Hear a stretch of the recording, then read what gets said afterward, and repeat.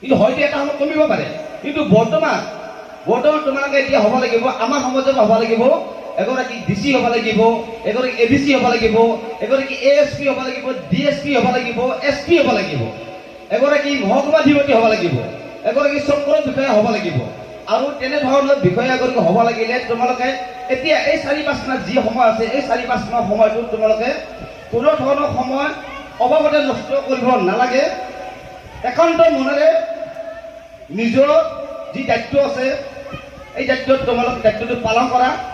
সময় নষ্ট মুঠে নকৰি অধ্যয়নত তোমালোকে ভৰ্তি হোৱাৰ পাছত হয়তো তোমাৰ এই কষ্টই এদিনাখন তোমালোকক APS, IPS, ACS হয়তো বনাব পাৰে। তাৰ বাবে আৰু আচলতে বেলেগ শিক্ষা আছে, এইটো কৰিব লাগিব। কিন্তু এতিয়াৰ পৰাই তোমালোকে তাৰ বাবে নিজকে প্ৰস্তুতি কৰি তুলিব লাগিব।